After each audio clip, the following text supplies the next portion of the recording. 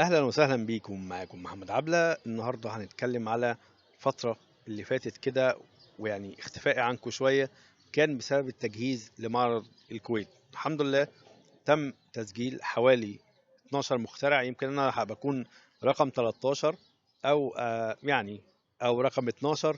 انا شخصيا لسه مسجل امبارح، يعني انا المفروض على فكرة اخر يوم في تسجيل المعرض النهارده. انا لسه مسجل امبارح، كنت مشغول جدا في تجهيز الاختراعات وطبعا تجهيز النماذج. انا شغال طبعا في النماذج كمان، لان انا سجلت البراءات الحمد لله بفضل ربنا، ودلوقتي بكمل في النماذج اللي هي ان شاء الله هتكون مشاركة معانا في المعرض.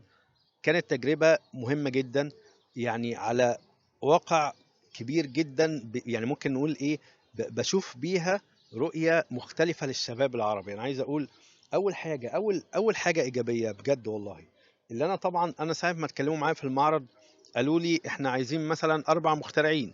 كويس. فقلت لهم تمام، يعني هم كانوا فاكريني مثلا جهة معينة، يعني انا جهة او انا تبع مؤسسة كبيرة او حاجة. قلت لهم لا، انا فرد بس ليا تواصل مع المخترعين، فانا اقدر اجيب 4 مخترعين. قلت تمام ماشي، نقدر ان شاء الله نجيب 4 مخترعين. لكن لما ابتديت وبدات عملت الاعلان، والله ما عملتش اكتر من الاعلان، رغم ان انا على فكره عندي تواصل وداتا، عندي ارقام وايميلات لمخترعين على مستوى العالم، مش على مستوى الوطن العربي بس. عندي داتا، عندي، لان كل معرض انت بتشترك فيه، عشان برضه من مميزات المعرض اللي انت فيه كتيب زي كتالوج كده في اسمك وايميلك واختراعك. كل الكتالوجات دي مثلا عندي منها كذا نسخة، كويس، لاكتر من معرض شاركت فيهم، فاقدر اتواصل مع الناس وابلغهم واقدر. لكن انا قلت لا، انا هعمل، يعني برضو كنت مشغول وقتها، قلت خلاص انا هعمل اعلان للمعرض. وطبعا هرشح كمان، بالنسبه لي هبدا اتواصل مع الناس اللي هي سجلت معايا براءات اختراع قبل كده، اقول لهم اعرض عليهم موضوع لو انت عندك استعداد. الحمد لله عرضت على كام حد، 2 اعتقد. وقتها بعت لهم طبعا، ابدوا اكيد قالوا لي اكيد هنروح معاك اكيد يعني. وانا يعني ايه، عاجبني فكره التيم يعني اصلا. عايز اقول اول تجربه يبقى فيها تيم، يعني احنا ما فيش ما بيننا اي صله، احنا ما نعرفش بعض مثلا يمكن بشكل قبل كده ما درسناش مع بعض، لكن احنا مجرد ناس اجتمعنا على العلم. يعني احنا هنخش تيم مع بعض نشترك، وانا زي ما بقول، انا هدفي اللي احنا نساعد بعض، احنا مش هنمثل بلد واحده. يعني شوف الفكر الحمد لله مختلف، انا كنت اتمنى كده، سبحان الله ربنا هو اللي اراد وحقق الموضوع يعني. فاول حاجه اللي احنا هنشترك كتيم، وانا كنت امل 4 بس على فكره، ما كانش هدفي عدد، انا ما اعرفش، مش فارقه معايا. هم قالوا لي تقدر تجيب 4، قلت لهم ان شاء الله انا هعمل اعلان واشوف. كويس. وقلت ماشي، انا واحد وهحاول اشوف 2 او 3، ويعني بس انا والله ما يعني الحمد لله بفضل ربنا. انا على فكره ما تعبتش، انا مجرد عملت الفيديو وما شاء الله ناس تتواصل معايا ناس كتير. وصلنا ل 12 في ناس يعني. ربنا يكرمهم يا رب السنه الجايه، اللي هو ممكن يبقى عنده وقت شغل ما يقدرش يسافر. يعني في ناس عندها بعض الظروف، بس كان فعلا في ناس هتسافر اكتر من كده، لكن حبسهم الظروف، فربنا يكرمهم ان شاء الله يكون في فرصه نشترك مع بعض ان شاء الله في معارض تانية. عايز اقول طبعا من النقط الايجابيه، وشكر ليك وطبعا لكل المتابعين، اللي الناس اهتمت وتواصل 12 واحد، مش 4. طب حد ممكن يقول ايه يعني ايه المهم في الرقم؟ اقول لك ايه المهم في الرقم، اللي المعارض الدوليه، دولة مثلا زي مصر مثلا ممكن تشترك ب10 مخترعين. يعني الدولة نفسها هي ممكن تخلي 10 مخترعين يشتركوا، يعني الدولة بتتحمل 10 مخترعين تخليهم يشتركوا. تخيل. لا ده انا الحمد بفضل ربنا تيم، بس مجرد اللي احنا في بينا يعني صداقة وفي بينا تعاون، اشتركنا اكتر من الدولة. يعني تخيل ان احنا عددنا واتفقنا مع بعض كان اسرع من الدولة. وطبعا مع الجميل جدا اللي احنا مش كلنا من دولة واحدة. انا حتى رجعت قلت لهم كده اول ما قالوا لي 4 والله وربنا يعلم يعني. قلت لهم طيب انا ينفع اجيب ناس من غير دولتي؟ فيعني قلت لها لا، لان ليا تواصل مع اكتر من دوله. يعني انا برضو ما بفكرش برضو بفكره ايه، لا احنا دوله، انا مصر وانتوا دوله تانية، لا ما بفكرش كده. احنا بعتبر نفسي الوطن العربي دولتي كلها في كل الدول الموجوده. فانا حتى سالت والله على طول، قلت لها ينفع اجيب حد من غير دولتي؟ قالت لي ليه؟ قلت لها لا، لان انا ليا تواصل مع ناس كتير، وانا يهمني اللي اي حد مهتم يحضر يا ريت يحضر معايا. فقالت لي خلاص ما فيش مشكله. هم سالوا يعني، وبعد كده ردوا عليا قالوا لي خلاص تمام ما فيش مشكله. وربنا أراد سبحان الله إن احنا نشترك، يمكن معانا 3 أو 2 مصريين إن شاء الله، الباقي من دول مختلفة. إن شاء الله هتكون تجربة. أكيد أكيد أنا بقول الموضوع أصلا مختلف، يعني اختيارنا واجتماعنا من دول مختلفة، من كذا مكان، في ناس انا ما اتقابلش معاها قبل كده اصلا. كويس. وثقوا اللي هم يدخلوا المعرض، وكمان دفعوا على فكرة. يعني انا مش بتكلم، المعرض ده مش مجانا، المعرض ده ناس دفعت فلوس. عايز اقول ان انا عشت مع 12 مخترع، 12 قصة نجاح على فكرة. ما حدش منهم ما شاء الله، يعني ربنا يكرم الجميع، ما حدش اشترك في المعرض ده بسهولة. ما فيش واحد اخد الايميل وبعته وكل حاجته جاهزه والدنيا تمام وما عندوش مشاكل. كله عنده مشاكل بجد والله. يعني انا عايز برضه اوصل لكم الرساله دي. كله عنده مشاكل، كله عنده تجهيزات، كله كان تعبان في البراءه، حتى لو هو حتى تعب قبل كده عمل البراءه وكانت وقت المعرض جاهزه. بس لا، ناس تعبت على البراءه، ناس تعبت على تجهيز النماذج، التقديم، التكلفه اللي هم بيدفعوها، اللي عنده شغل وبيحاول ياخره او بيحاول يختار وقت يكون مناسب او ياخد فيه اجازه. ناس بجد ما شاء الله ضحوا، تعبوا عشان يسافروا المعرض ده. طبعا هيجي برضو حد يقول طيب ايه فايدة المعرض؟ هقول لك فايدة المعرض هتعود عليهم بايه. اول حاجة، انت اشتركت عشان تعرض النموذج او اختراعك اللي انت عملته. كويس. احنا مش هدفنا نروح نبيعه، كويس، بشكل مبدئي، او من هو ده الايه، يعني الغايه. لان مثلا في ناس على فكره كده، في واحد يقول انا رايح عشان ابيع اختراعي، ما حدش اشتراه، يرجع حزين، انا ما استفدتش حاجه. لا، هو مش يعني، خلينا نشوف إيه المميزات اللي هي من وجهه نظري ان شاء الله كويسه. لان انت حبيت المجال وعايز تستمر في المجال، فاليك المميزات. اول حاجه، انت اشتركت في معرض دولي بالاختراع اللي معاك ده، كويس، انت معاك جهاز اهو، كويس، اشتركت بيه. اول حاجه كان في تقييم ومراجعه للافكار عشان تدخل المعرض. خلي بالك، يعني هل احنا داخلين عشان احنا دافعين فلوس؟ لا، خلي بالك، كله تراجع الافكار بتاعته. يعني كل الافكار اللي هتدخل، كويس، دي تم مراجعتها. فاذا تم تقييم الفكره دي انها فكره جيده تستحق توصل وتتعرض في المعرض ولا لا. اول حاجه اللي انت خدت تقييم، فده بالنسبة للجهاز كويس، وبالنسبة لك انت كويس. احنا كده انتوا اتنين استفدتوا، الجهاز وانت. كويس. هنخش بعد كده المعرض احنا بنعرض على ترابيزة، كويس، معانا نموذج، معانا فيديو، بنبدأ نعمل تجهيزاتنا لعرض الجهاز بتاعنا او الاختراع بتاعنا بشكل يعني قدر الامكان هيكون بروفيشنال، علشان يجي اي حد يتفرج على الفكرة فنشرحها له ونعرفه بيها، وهكذا. تمام. بتعمل التجربة دي ومش انت بتعمل دي وتصور نفسك. احنا طبعا يعني وجهة نظري، يعني ده اللي انا ان شاء الله ناوي اعمله، كويس، اللي احنا هنستفيد من الحدث ده والتجهيز ده ولبسي واعدادي اللي انا عامله بشكل جيد، اللي انا اصور فيديو دعاية ليا بعدين. يعني انا الجهاز مثلا ما اتباعش او اتباع حتى، اعمل فيديو لنفسي وانا عارض ومجهز نفسي كده، الفيديو ده اخده يبقى عينة عشان اشيره وبعد كده وابدا اسوق بيه فكرتي. اول حاجة، كويس، فدي استفادة اللي احنا قدرنا نستفيد من بداية الحدث، احنا نصور فيديو. كويس. بدأ يجي لي ناس، دي استفادة مهمة والله العظيم، ما تسيبهاش ويعني لا تتغافل عنها. انت بتبقى واقف بتعرض اختراعك، بيجي لك ناس، ده انت بيجي لك خبراء وناس متميزة وناس مهتمة، وفي ناس دكاترة كبار، وفي رؤساء جامعات على فكرة والله. في رؤساء جامعات بيجوا من دول كتير، هو دماغه بتحب الاختراع والابتكار وبيحب يلف يتفرج، فيجي ويتناقش معاك. فانا ممكن وانا واقف بعرض اختراعي، ممكن يجي لي حد من جامعة كبيرة جدا ومتخصص في التخصص بتاع الميكانيكا، ويقول لي في كده كويسة بس عدل فيها كذا، اعمل فيها كذا. الاستشارة دي لو انت هتدفعها له وتقابله في مكتبه ممكن تدفع له، يعني عايز اقول لك الافات الدولارات. كويس. لا، بيقول لك رايه، بتلاقي واحد تاني قال لك رايه، واحد تالت، واحد رابع، تبدا تكتب. لازم يكون معاك ورقه وقلم، اي حد يقول لك تعليق ولو شايفه سلبي اكتبه، اكتبه. انا عملت اختراعي كده، اتطورته كده، اتطور يعني اتطور. كان يجي حد يعترض او يقول لي لا بس ده كذا، بس ده كذا، يبدا يقول لي اعتراضات، ممكن يقولها لي حتى بشكل سخريه، احس ان هو متضايق مني. تمام، اكتب، بس اقعد اكتب. كل حد يعترض على حاجه اكتبها. كويس. تيجي بعد كده في المعرض اللي جاي او اي فرصه، او حتى انت بشكل خاص هتطور على اختراعك فهتخليه بشكل اكتر تميز وانت من المعرض ده. اول حاجه طبعا بقول الاختراع نفسه هيتطور وهيجي عليه ملاحظات. انت شخصيا لما يجي دكتور كبير مثلا، يعني لما يجي دكتور كبير في الهندسه يكلمني وانا مش مهندس، بجد انا مش مهندس ميكانيكا، يجي حد مهندس ميكانيكا يقول لي اختراعك كويس بس حاول تعدل كذا، بس الفكره ممتازه بجد، الفكره اللي انت عاملها دي ممتازه. تخيل لما حد متخصص يقول لك انت فعلا فكرتك كويسه. اكيد دي حاجه بتديك ثقه. فاللي بيعود على الاختراع تطوير، وبيعود عليك انت ثقه كبيره، بتحس ان انت فعلا انت عملت قيمه، انت ما ضيعتش وقتك على الفاضي. تاني حاجه، وارد بيحصل تواصل ما بينك وبين مؤسسات وجامعات اللي هم يقول لك احنا عايزين نتعاون معاك، لما هم يحسوا ان انت فعلا بتعمل تكنولوجيا هم محتاجينها او محتاجين تتعاون معاهم. فدي برضو حاجه ممكن ان شاء الله تستفيد منها. كمان عندنا طبعا مستثمرين، رجال اعمال، مؤسسات.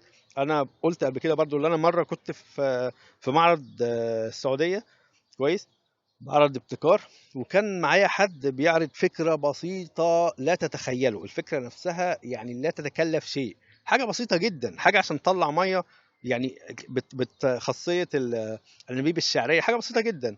كويس، ده جاله سفير هو ما عرفش يتكلم معاه، بعد كده السفير جاب مترجم، كنتش عارف ان هو سفير، انا شفت واحد كده بيتكلم معاه فبيتكلم مش عارف فرنساوي، فهو مش عارف، فسالني، قال لي بقول لك ايه انا مش عارف اتعامل مع الراجل ده.